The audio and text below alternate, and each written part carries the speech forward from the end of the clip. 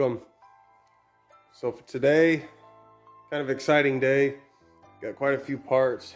One, these are the two rear shocks for the Jeep. That's going to be in another video. These are two O2 sensors, my upstreams for the Cadillac. And this is a new throttle body. Those are also going to be another video.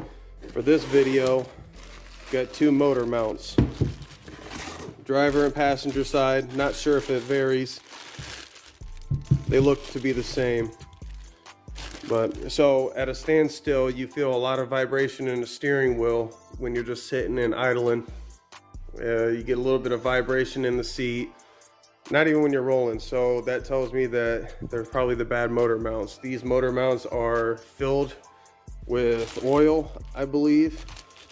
So it could be that they drained out and now, you know, they're kind of not as cushiony. That's probably why we feel the vibration. So this is going to be a learning process for me as well. I know there's videos on how to do this procedure. There's different ones. I've seen people take out the AC compressor to get the motor mounts out through there. I've seen them take the catalytic converter off. I've seen them take out their axle. But it just kind of a brief how they did it, but not really a step-by-step kind of thing. So if this pertains to you, that want to know about step-by-step or how I might take the approach, then go ahead and keep watching. First things first, go ahead and jack up the vehicle securely on jack stands. Take off both front wheels.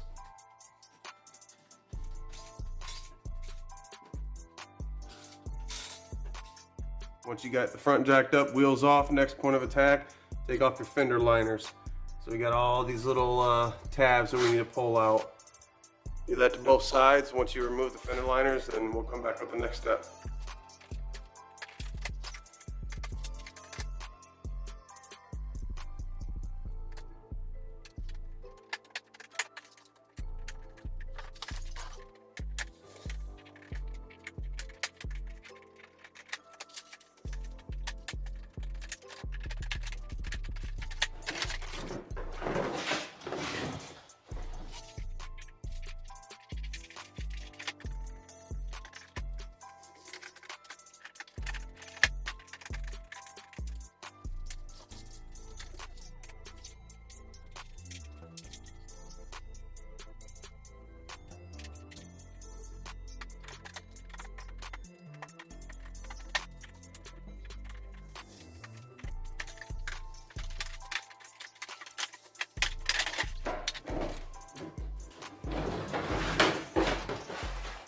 All right, here we are on the passenger side. From what everybody was saying, passenger side one was very easy to get to. And from the looks of it, it is. I really don't see where it would cause too much issue to get that out. So, we're gonna do the other side first. All right, here's the driver's side. As you can tell, this one is a little bit more difficult. This one's actually more towards the cab of the car. And the other one was more towards the front. So, I don't know if you can see it, I'll try and point at it right there. So it's behind these brake lines, it's behind this axle. Right over here is the catalytic converter, so that's probably the complications that people was talking about. My plan is to loosen up this ball joint, take this down or undetach it, put a breaker bar in that axle, pop it out, and kind of go from there. From what I understand, there's a couple brackets, or at least one bracket, the top bracket for the motor mount. I'm not sure what we need to do with that. I'll go ahead and pop the hood and see if I can assess the situation more.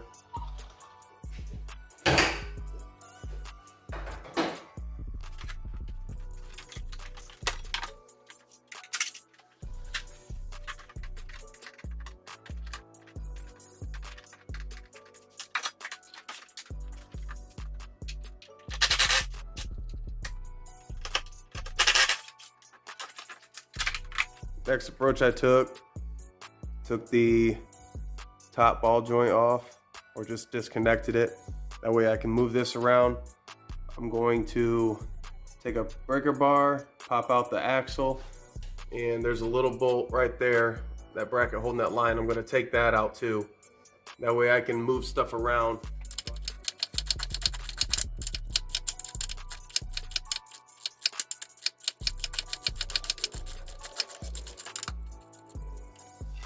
Next is to get my breaker bar.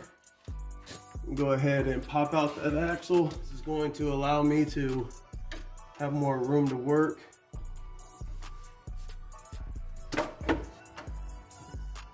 Just like that.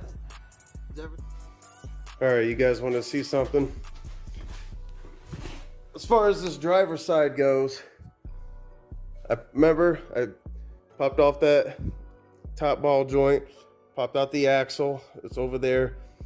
I went all different directions, okay? Best way I could see, let me see if I get the light on it. Right there's the motor mount. Maybe my light's too bright. Right on top is the nut, okay? See if I can aim it for you. Well, anyway.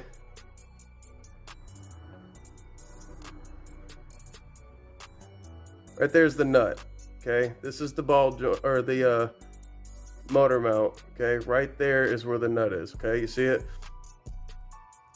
So trying to fit anything through this little tight hole, even underneath, up going this way from the front, I've tried multiple different angles. So this is what I came up with. Also, there's another video, somebody saying you had to remove this AC compressor to get to, and as you can tell, there's almost nothing that I can do to get in there that's going to be time efficient anyway. That was the whole reason for taking the air box out, to see if I can possibly get through the top and get the top. Can't. So this is a serpentine belt bar, okay? It's got a 3/8 drive on it, but luckily for me it bends really easily. I've used this for multiple different things in the past. It's very nice when you need something slim, something long for either leverage or to get somewhere where you can't. Not to mention it's thin enough, like I said, to where you can bend it in any shape you need to. So that top nut, 21 millimeter, okay? Let me see if I can work all this with the camera and the light. Maybe not. This tool is roughly $20 at Harbor Freight. Okay, I got a flash on here. Lo and behold, you get up here.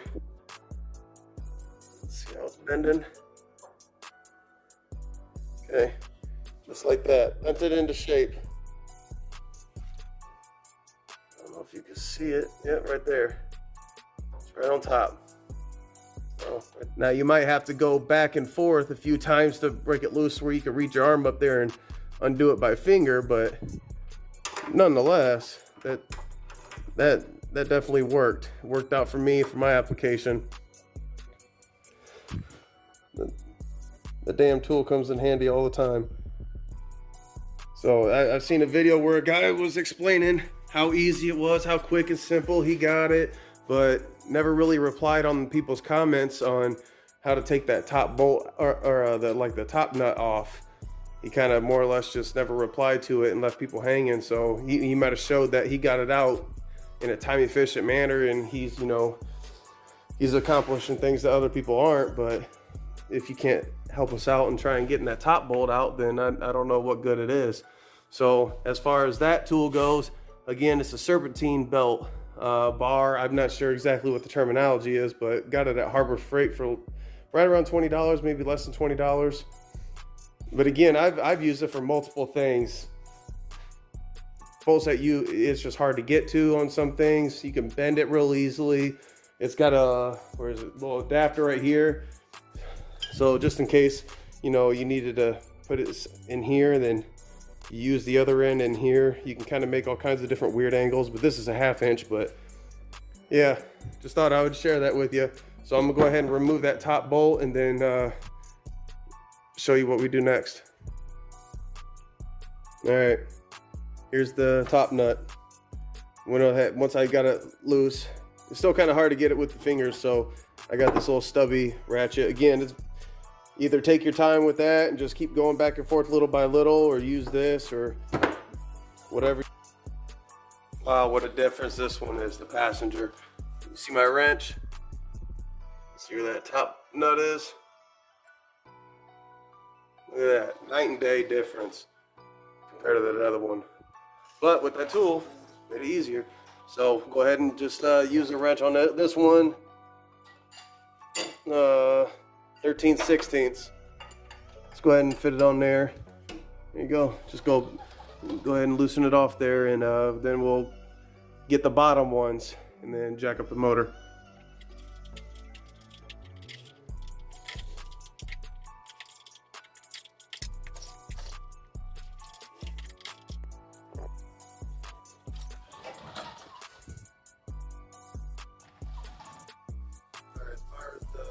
The bottom nuts for the motor mounts is going to be these little holes right here. You can just follow down where the motor mount is and see where it's at, but I like to point it out for you. One there and right here. So this one's a little bit more right in front. That's probably going to be real easy, but and that one as well. Go ahead and loosen those up. Okay, once you got all the bolts out or the nuts off, I'd highly recommend putting a wood block underneath it, your motor. Make sure it clears everything, your subframe, and then ever so gradually jack your motor up. A few pumps a little bit every now and then right up top, watch your motor go up, okay? You want it to go up kind of evenly. Once you do little pumps at a time, okay? And once you start seeing it maybe one side not going up no more, or it doesn't go up anymore, looks to me like right about here on your strut brace, about maxed out. So once that happens, then you should have enough clearance. I see it pulled off there and the threads are still down there, but the top threads are a lot shorter. So I'm gonna do anything I can to get that out. Maybe get a little pry bar right off that top bracket up here and then kind of finagle it out. All right, I'm gonna try and put this nut back on and then go through the top with something long and kind of hammer it down. Just seems like the top hat of the engine mount is seized or corroded maybe on the top or on the bottom of that bracket. So we'll put this nut on top, kind of flush. That way I have more surface area I can hit down on.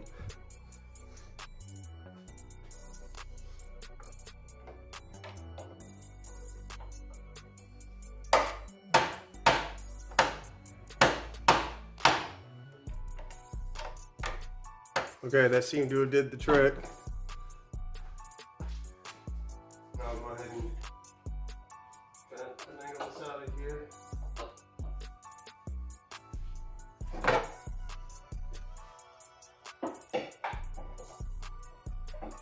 There's your clearance on top. There it is.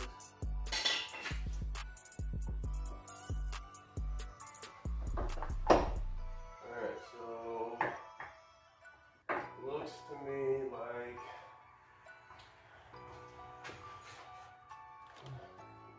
you need to go up a little bit more.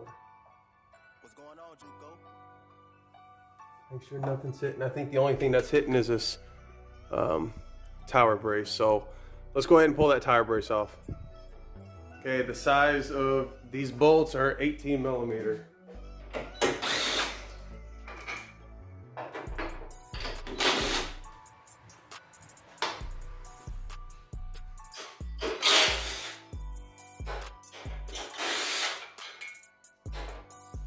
Lift right off.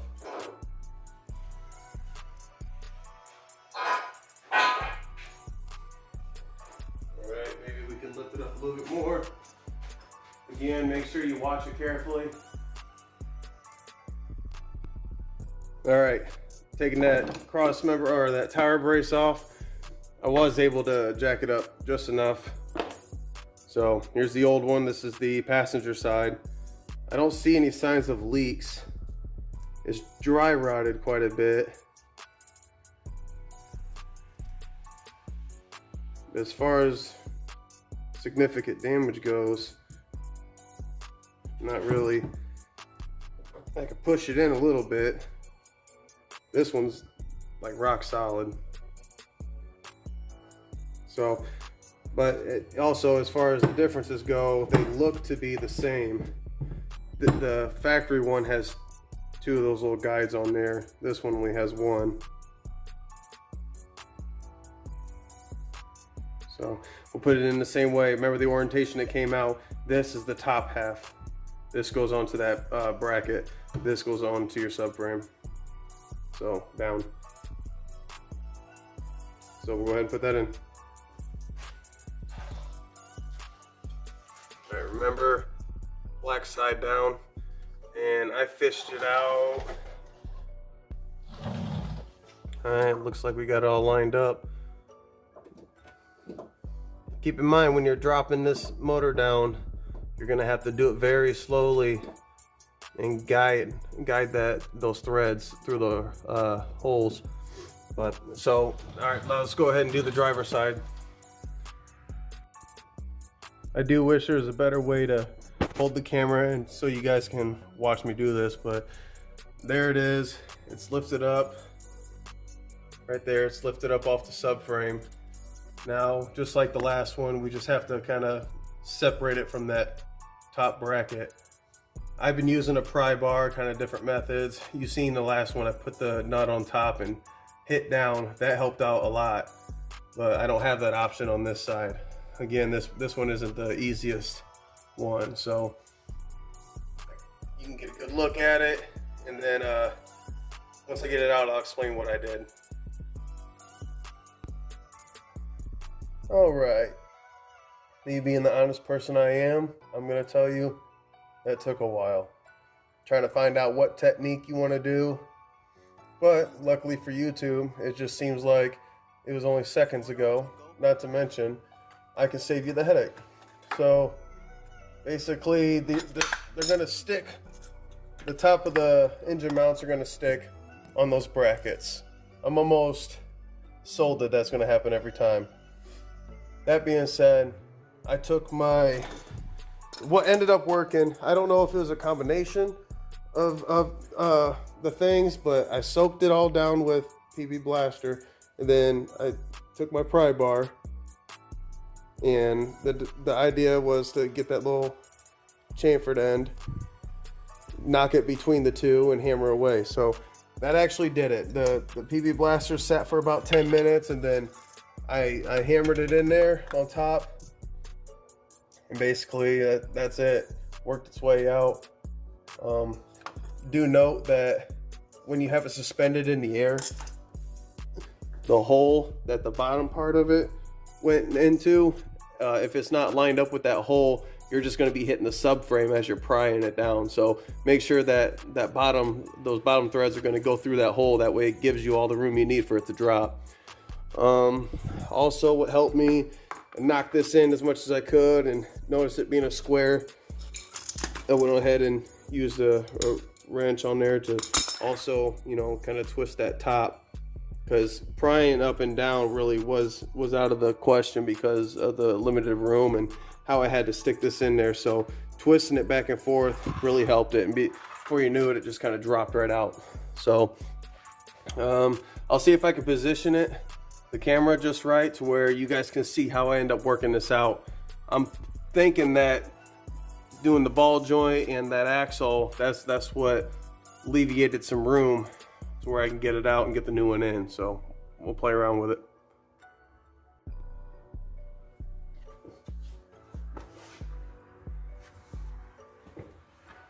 All right, hopefully that's a good enough angle.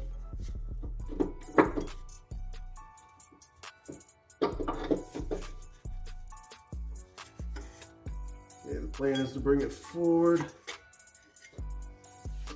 So,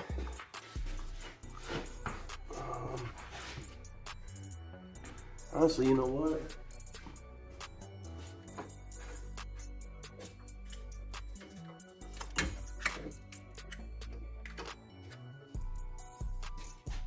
Hell, that was a lot easier. Right through there. Good thing I did take out that air box. Right through here. Just came right out. All right, now for the driver's side one.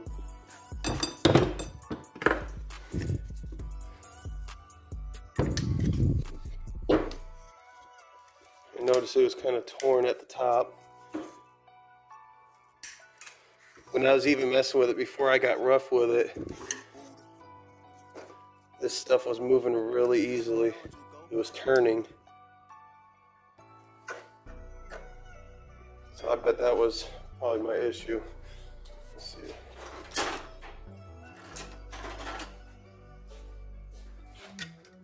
Let me set you up. Look at that. Definitely not what's supposed to happen. That could have been every bit my issue. The vibration. I'm telling you guys, it was bad.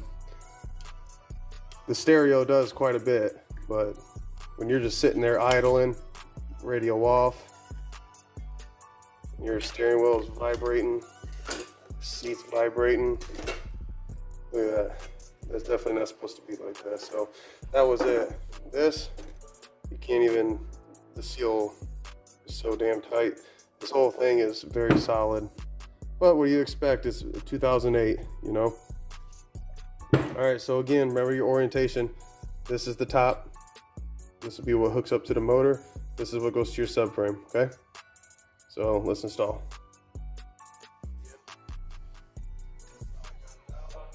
Now I'm putting it in. I can't believe it was that easy. Some of the videos you'll probably come across. Wow. All right, I'm gonna go underneath and put it in its place. Hopefully it's at the right angle. If not, you get the idea. Again, you only got the tab on one of them, not the top one. So I guess that's nice, maybe not.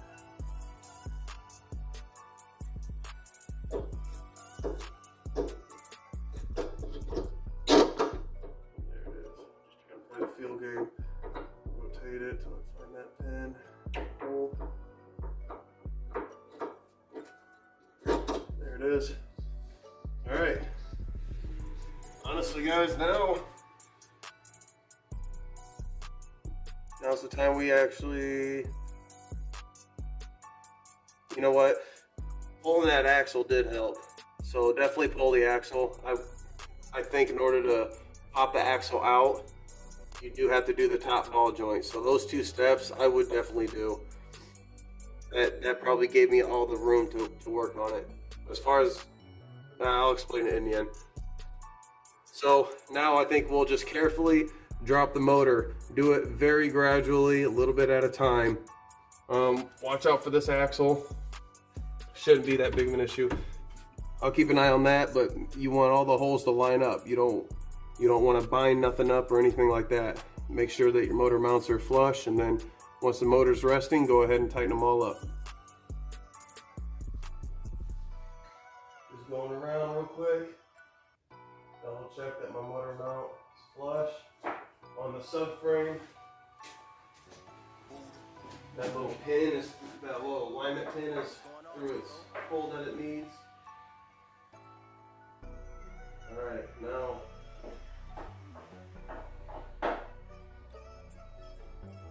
lower it down just a little bit.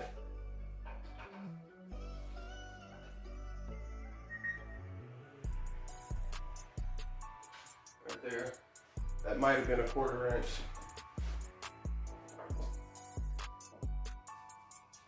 Again, make sure this driver's side, since it's back more towards the cab, is probably gonna drop quicker. That's still lined up. Actually got about a 1/2 inch to go, but you don't want to rush it. There's no need to rush it.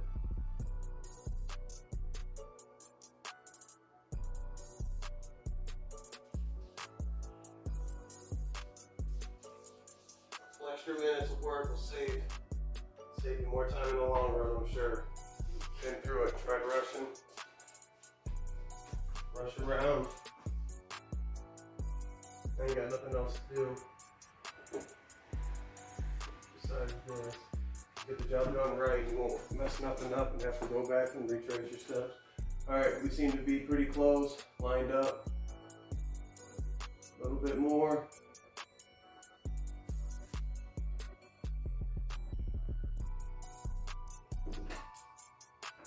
All right.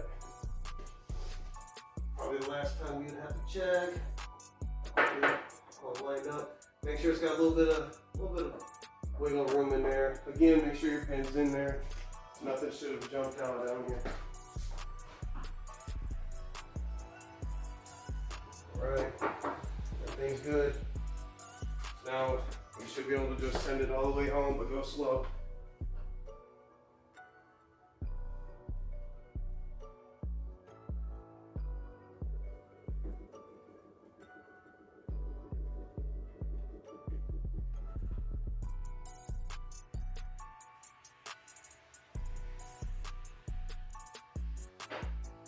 Alright, lowered it enough to where I can move my jack, but not all the way down.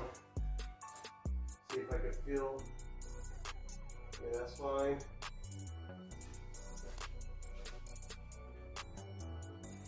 Looking good.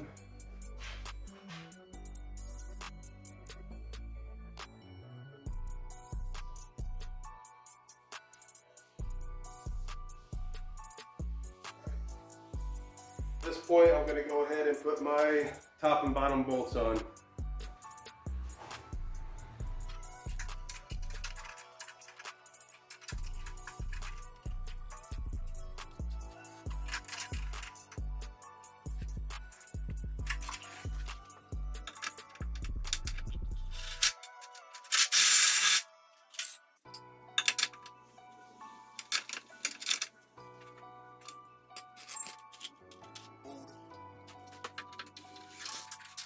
What's going on, Juco?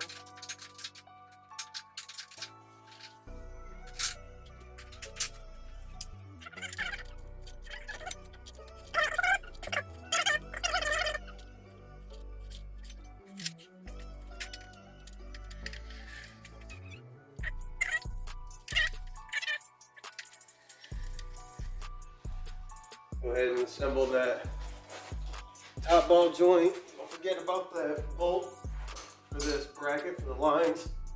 Might not even have needed it.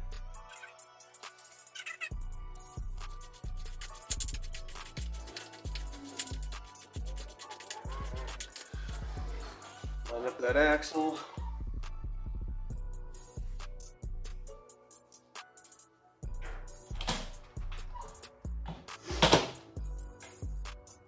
Alright, don't forget on that axle, line up those splines. Should be pretty easy to line those up.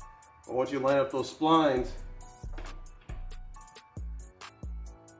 keep in mind that you have to push it all the way in so you feel it clip in. Let me clean those threads a little bit.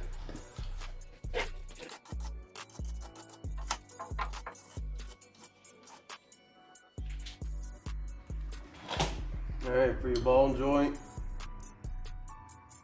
you got a 5mm Allen key. That's going to help hold it while you put the nut on.